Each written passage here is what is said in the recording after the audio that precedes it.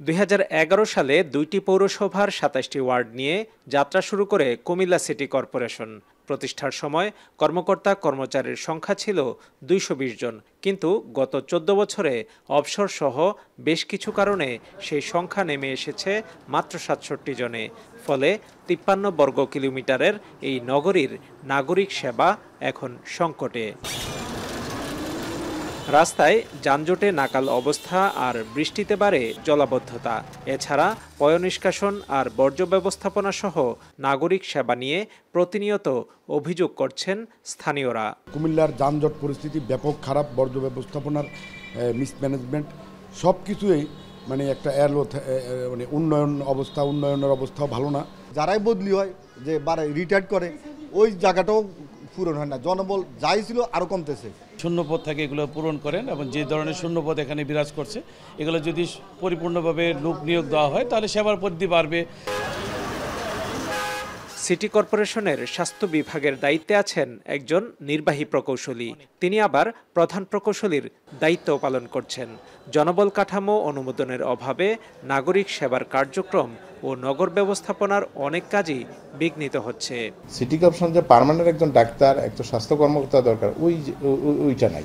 ওইটা খুবই এসেনশিয়াল আনা। আমরা কয়েকবারই চিঠি দিয়েছি, ওই সেই একই কথা ঘুরিয়ে যে আবার আমরা যদি জনবল কাঠামোটা অনুমোদন না করতে পারি আমরা কিন্তু নিজ থেকে এই নিয়োগগুলো দিতে পারবো না। সমস্যা হচ্ছে যে লোকবল থাকলেই যে আবার সব সাকসেসফুল হবে তা না, স্কিল ম্যান পাওয়ার থাকলেই একটা কাজ বাস্তবায়ন করা অনেক কঠিন, সহজ হয়।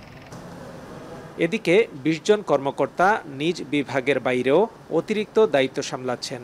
জনপ্রতিনিধি না থাকায় 27টি ওয়ার্ডের নাগরিক সেবা ও উন্নয়ন কার্যক্রম তদারকি করছেন নিজেরাই।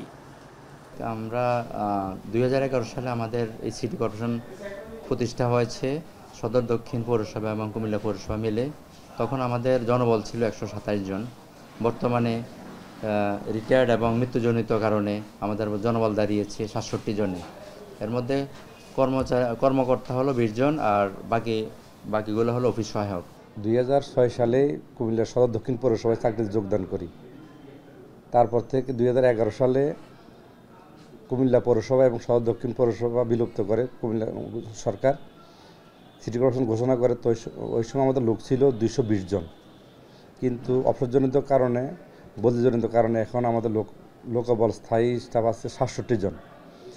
এই স্বল্প লোকবল মধ্যেও আমরা ওয়ার্ডের কার্যক্রম পরিচালনা করতে হয়।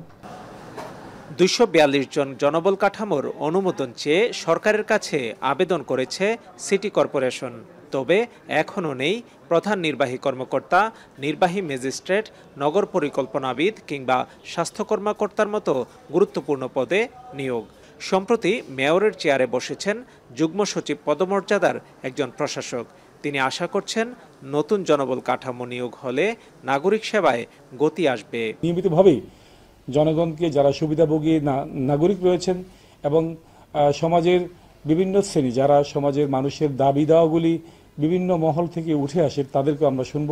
আমরা আশা করছি এই সামগ্রিক প্রচেষ্টার মধ্য দিয়ে, একটা কোঅর্ডিনেটেড এফোর্টের মধ্য দিয়ে আমরা একটা সুন্দর নগরী গড়ে তুলতে পারব। এ শহরে প্রতিদিন জনসংখ্যা বাড়লেও জনবল সংকটে কমছে নাগরিক সেবার মান। নতুন জনবল নিয়োগ ছাড়া এই সংকট কাটানো কঠিন বলছেন সংশ্লিষ্টরা। খালেদ সাইফুল্লাহ, এখন কুমিল্লা।